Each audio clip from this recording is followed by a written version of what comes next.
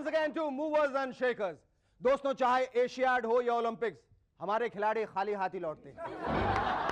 नहीं, इसमें हंसने की बात नहीं है, क्योंकि सिर्फ हम ही क्यों, हमारे पड़ोसी भी खाली हाथ लौटने में एक्सपर्ट हैं।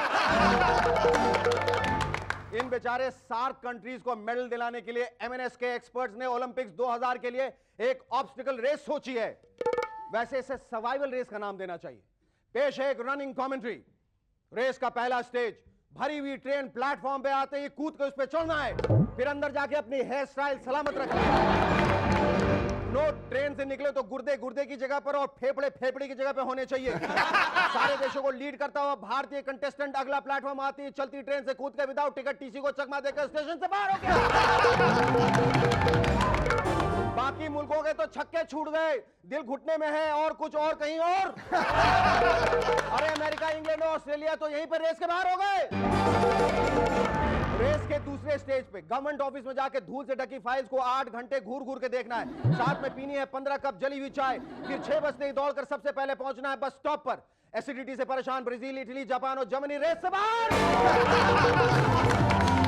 हम अभी भी सबसे आगे हैं।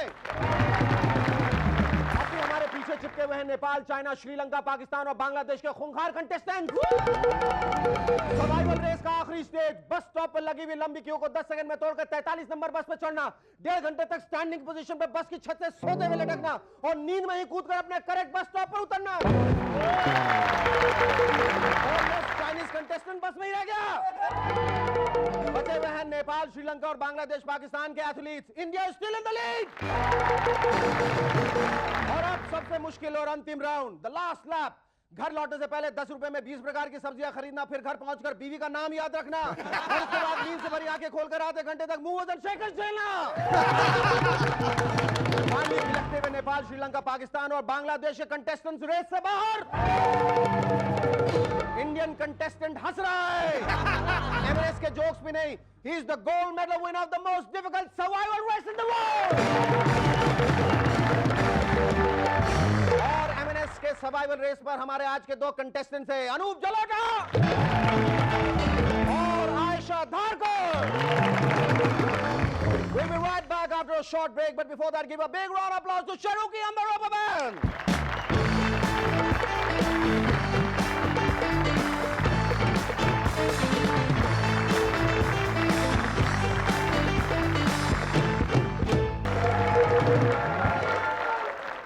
Hello and welcome back to MNS once again. दोस्तों, हमारे पॉलिटिशियंस का भी जवाब नहीं, किसी भी प्रॉब्लम को वो एक ही एंगल से नहीं देखते। ये कर्नाटका के chief minister Shri GH Patel की बात है। वो एक प्रॉब्लम को हर एंगल से देखने की तमन्ना रखते हैं।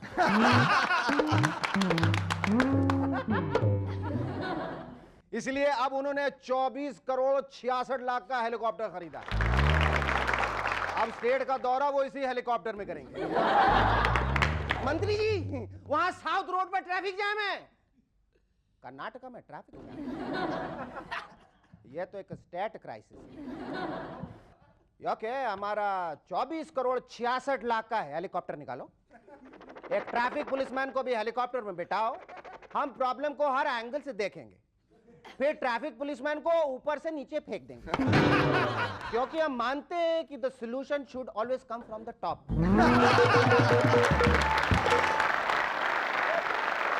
सुना है आजकल हमारे भांगड़ा पॉप स्टार्स अब हॉलीवुड में भी बहुत पॉपुलर हो रहे हैं। कल को चौंकिएगा नहीं अगर गॉडजिला 2 में दलेर मेहंदी हीरो हो, जो अमेरिका को गॉडजिला के आक्रमण से बचाते हैं। तुनक तुनक तुन तुनक तुनक तुन तुनक तुनक तुन ता ता ता तुनक तुनक तुन तुनक तुनक तुनक तुनक।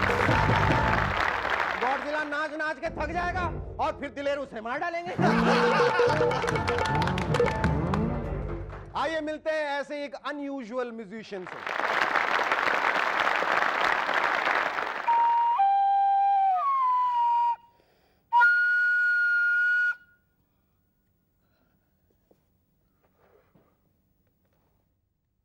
कुछ सुना आपने? क्या? ये जो पंखे के चलने की आवाज आ रही है,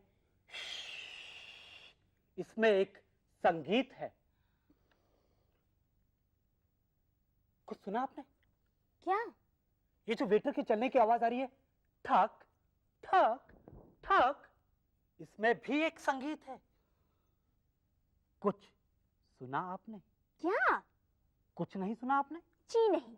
आपके इस जी नहीं बोलने में भी एक संगीत है। कुछ सुना आपने? क्या? मेरे इस हाथ में भी संगीत है।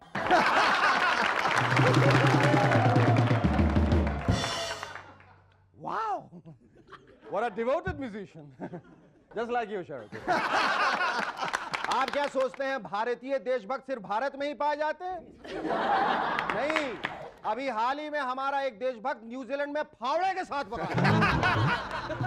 जब उससे पूछा गया कि तुम विदाउट पासपोर्ट यहां कैसे, तो कहने लगा मुझे साहिब ने बोला मैदान खोदो। मैंने इंडिया में मैदान खोदने को स्टार्ट किया, मेरे को क्या मालूम मैं न्यूजीलैंड में पहुंच जाएगा। मैदान से याद आया क्रिकेट, और क्रिकेट से याद आया पेप्सी का वो एड जहां गेंदें हवा से गिर रही हैं। पेप्सी को अपनी कमर्शियल चेंज करनी चाहिए। सुनिए सुनिए पेप्सी वालों सुनिए, आपका जिंगल वही होगा। ओ सचिन आला रे भैया, सचिन आला रे भैया, सचिन आला रे भैया, सचिन आला रे भैया। यहाँ वहां वहां यहाँ सारे जगह बॉल्स गिर रही हैं, लोग नाच रहे हैं। अरे लेकिन सचिन कहाँ है यार? Please get me out. अरे सचिन तुम वहां क्या कर रहे हो? Please get me out. Pepsi की लंबी बॉटल के लंबे गले को पकड़कर सचिन खड्डे के बाहर आएंगे और कहेंगे अगर मैदान में है होल तो चल पेप्सी खोल, ही आहा। हमारे पॉलिटिशियंस तो फिर भी ठीक हैं, चावल और शक्कर पे ही राशन लगाते हैं, पर ब्रिटेन के प्रधानमंत्री टोनी ब्लेयर ने तो हद ही कर दी। अब वो वायग्रा की सप्लाई में राशन लगा रहे हैं। बेचारे ब्रिटेन के नागरिक बहुत परेशान हैं। Sir, very good morning to you, sir. Sir, मेरा आज बहुत मूड है sir. Please sir, just one extra Viagra sir. मैं प्रिंस चार्ल्स को बचपन से जानता हूं sir. just one Viagra sir. Thank you very much indeed, sir. Aishwarya Rai का कहना है कि फिलिप्स टीवी का स्क्रीन उनके पेट की तरफ फ्लैट। माना कि आप चाहती हैं कि ऑडियंस टीवी को छोड़ थिएटर वापस लौट आए, पर मैडम आप में और फिलिप्स टीवी में क्या क्या समानता है ये बताने से लोग टीवी को छोड़कर आपको नहीं देखेंगे। वैसे टीवी पे तो बहुत कुछ हो रहा है, मसलन रवि राय की सीरियल थोड़ा है थोड़े की जरूरत है में हम समझ रहे थे कि विशाल मर चुका है, लेकिन वो तो जिंदा है। पर अब यहां एमएनएस में शारियार खो चुका है। आखिर ये सोनी है, इस चैनल पर कहीं ना कहीं कोई ना कोई तो खोना ही चाहिए। हमने तो एक ऐड भी प्रिंट की है, शारियार लौट आओ, कोई तुम्हें कुछ नहीं कहेगा, प्रोड्यूसर सीरियस। Producer serious? ये अबाउट पेइंग यू। मतलब अब से तुम्हें फ्री काम करने की जरूरत नहीं है। वाजपेयी जी के एक डिसीजन पे हमारे कल्लू राम जी बड़े खुश हैं, फास्टिंग, उपवास। कल्लू राम जी का कहना है कि अब सब कुछ तेजी से होगा। वाजपेयी जी फास्ट बोलेंगे तो फास्ट काम होगा, फास्ट काम होगा तो फास्ट प्रगति होगी, और अगर फास्ट प्रगति होगी तो सारा देश फास्ट हो जाएगा। यानी कि Vajpayee ji from slow motion to fast nation. Our first guest on MNS tonight is none other than the uncrowned Bhajan King of India. Ladies and gentlemen, please welcome the one and only Anup Jalota.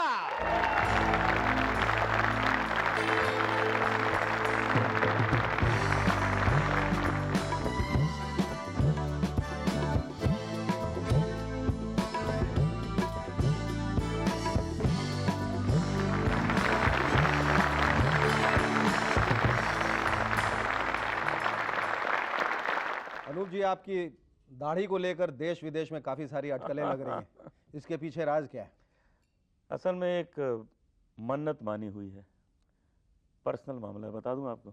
किसी को बताइएगा नहीं। Personal है तो बता दीजिए। किसी को बताइएगा नहीं, आपको कह रहा हूँ, जी, किसी को कहिएगा नहीं। बिल्कुल। मैंने सोचा हुआ था कि जब तक मूवर्स और शेकर्स में नहीं आऊंगा मैं दाढ़ी नहीं कटाऊंगा। अब मैं कल कटा दूंगा। बहुत खूब। गजल के साथ साथ ये जो भजन का दौर शुरू हुआ, भजन का सफर, जी हाँ, वो डाइवर्शन कैसे आ गया, क्यों असल में क्या है कि मैं लखनऊ का रहने वाला हूँ, तो लखनऊ में बचपन से बेगम अख्तर को सुनते थे, गज़लें तो बचपन से सुनी, शौक़ था। लेकिन मेरे घर में भजन गायन शुरू से होता है। मेरे पिताजी बहुत अच्छा भजन गाते हैं, क्लासिकल ढंग से भजन गाते हैं, तो वो भी अंदर था। और जो भजन के 1-2 कैसेट आए तो लोगों को उसका कुछ इतना मज़ा आया कि भजन इतना एस्टेब्लिश हो गया कि अब मतलब 1000-2000 के टिकट लगते हैं और भजन के शोज़ होते हैं, जो कभी नहीं होता था। अच्छा, ये लाइव कॉन्सर्ट जब आप करते हैं, जी हाँ, उसमें क्या खास आपको मज़ा आता है? लाइव कॉन्सर्ट से ज़्यादा इंटरेस्टिंग चीज़ दुनिया में दूसरी नहीं हो सकती, क्योंकि जो तालियां बजती हैं सामने कि हमने एक लाइन गाई और वहीं उसका जवाब आ गया, उसका बड़ा मज़ा आता है। मसलन कभी ऐसा हुआ है कि आपने सामने फ्रंट सीट पे बैठ के कुछ जो शेर है उसको उसमें रद्दोबदल कर दी हो, कुछ और ही गा दिया, कुछ इम्प्रोवाइजेशन कुछ ऐसी हुई? कई बार हुआ था। एक बार हमारा एक टूर किया था LIC डिपार्टमेंट ने, हिंदुस्तान के 10-12 शहरों में हम गए थे प्रोग्राम करने। तो हमारी ये गज़ल है, लज्जते गम बढ़ा दीजिए आप फिर मुस्कुरा दीजिए, एक समुंदर ने आवाज़ दी मुझको पानी पिला दीजिए। तो उसमें एक शेर मैंने जोड़ दिया था कि मेरे आशिक ने आवाज़ दी मेरा बीमा करा दीजिए। बहुत good. Stay with us. We'll be back in a moment to chat some more with Anup Jalota.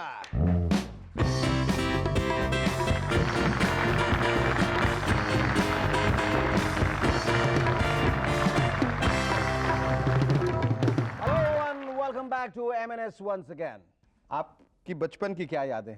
बचपने की कुछ बड़ी खूबसूरत यादें हैं। शायद उन दिनों मैं 7th क्लास में था और खूब प्रोग्राम किया करता था, स्कूल में गाते थे। और उन दिनों कुछ ऐसा था कि जो 2 सब्जेक्ट्स में फेल होता था उसको फेल कर देते थे, एक में जो होता था उसको प्रमोशन मिल जाता था, पास कर देते थे। अच्छा। तो जब रिजल्ट आया तो मैं देखने गया तो न पास में मेरा नाम न फेल में मेरा नाम। मैंने कहा भाई क्या हुआ, तो मैं प्रिंसिपल के पास गया, मैंने कहा क्या हुआ भाई, मेरा तो नाम ही नहीं है दोनों लिस्ट में। तो कहने लगे जी आप एक्चुअली 2 सब्जेक्ट में फेल हैं, हम सोच रहे हैं आपको प्रमोशन दें या ना दें। तो मैंने कहा ना दीजिए, मैं दूसरे स्कूल में चला जाऊंगा, फिर जितनी म्यूजिक कंपटीशन की ट्रॉफीज है सब उसको मिलेंगी। देख लीजिए आप पास कर दिया। अनूप जी, मैं सोचता हूँ कि जिस वजह से आपको अपने स्कूल में प्रमोशन मिली उस वजह की झलक यहाँ भी दिखाई दे रही है, तो बहुत अच्छा है। हम चाहते हैं कि आप हमें भी एक मूवर्स एंड शेकर्स के लिए खास एक भजन सुनाएं। भजन अलग अलग मौके पे अलग अलग गाया जाता है। अब यहाँ सामने शेखर सुमन है।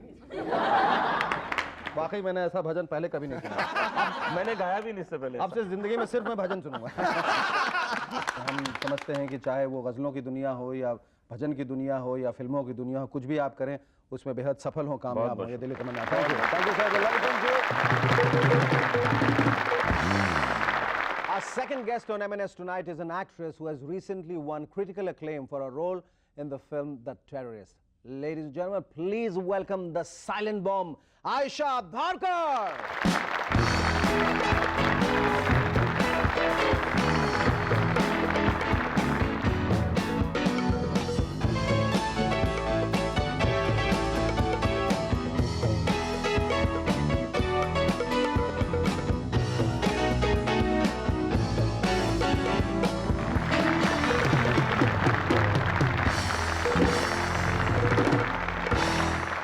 Ayesha, for God's sake, what's a sweet girl like you doing in a film called The Terrorist? Well, I obviously don't know me very well.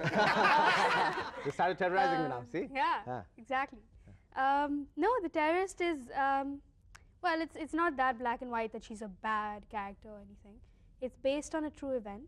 It's based on the assassination of Rajiv Gandhi. Achha. And the fact that very few people, it took time for people to realize that this girl was 19 years old, that she was part of this organization which was aimed in a certain direction. You played the human bomb? That's right, yeah. But did you have to tie a bomb, or they said, well, you look like a bomb anyway? That's an old one. No. No. I mean, we had very, very firm research on it. And it was a plastic explosive bomb. And, you know, the thing actually looked like the real thing. So it was Did quite you, at scary. that point while you were enacting that scene, did you feel you were going to explode? Yeah, I thought, you know, well, it's at the end of the schedule. The producer hasn't It's paid me my check, so he's going to blow me to smithereens. Yeah, it's the last scene. They don't need me after this. So I thought maybe they'll go really realistic and do it for a change. Actually, you've done so many films in so many languages. I mean, you done a French film. Yeah. And you'd also done an English film, and you're doing a couple of I them. specialize in acting in films in languages I don't understand. So it's kind of a little bit silly. How do you manage? I mean, like, for instance, how did you manage French? I had to learn it, same as I had to learn Tamil. I mean, You had to learn I- French? yeah. Vous yeah. parlez si bien le français que c'est difficile de comprendre? Oh. No. But you think between the two languages, French and Tamil, which was more difficult? Tamil, any day. Tamil, any day. Any day, because I got myself a Learn Tamil in 30 Days book guide. And you know, I got all this patch, you know, this is my house, this is my aunt. I got to Kerala, Santosh was like, this is the script. So I sat there and it was like nothing that was the same in the guide, you know. It's all like bombs and hold still or I'll blow your head off kind of stuff. There I am with the guide going, where is that? Where is that? Stupid. But it was good fun. Do you very fondly remember any of the dialogue which you had to say repeatedly, or you know, Repeatedly. I had to say a lot of stuff repeatedly, Like? but apart from your name? yeah. Yeah. Oh God, I remember what I have to do. I do for our future, etc. Okay, okay, okay. So it was Nasaiya Porada Namma Nallaidirga Lattakaha. You couldn't have said that this sweetly. No, it had to be really intense. Yes. Very So I want to hear the intense part of it. No, no, no. It's not something you just can't get out of it. You're not going to be doing any mainstream Hindi films now? I like watching it. I love Govinda. I love that whole thing. But to do it, I think you need to suspend your sense of the ridiculous. And that's not something I can do easily. Yeah, so it's just acting, for Christ's sake, isn't it? I mean, like, is you just don't have to, you have to just believe in what you're doing and not really. Yeah, yeah. So you can't think that, you know, oh my God, what am I doing, you know? You have to believe in it. And I find believing in certain movements of dance like that very difficult. So you believed in being the terrorist? I definitely did, yeah. Okay. Is there anything else you would want to do? You would like, for instance, would you like to direct or? Yeah, I mean, I've really been interested in working with kids, and I wanted to write a book for kids. But now I actually think I want to make a film for kids. For kids. Why? Because you love direction, or you love kids, or both? I love both, You love. but I love kids more. And you love cartoons as well? I love. You know, we've got a love surprise for you somewhere hidden here. It's for you especially, Asha. Wow. Just have a look at it and show it to the Calvin audience. and Hobbes, this is so cool.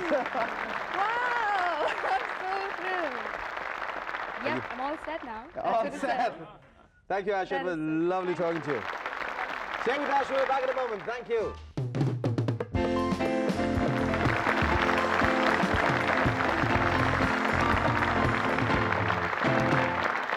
Hello and welcome to MNS once again.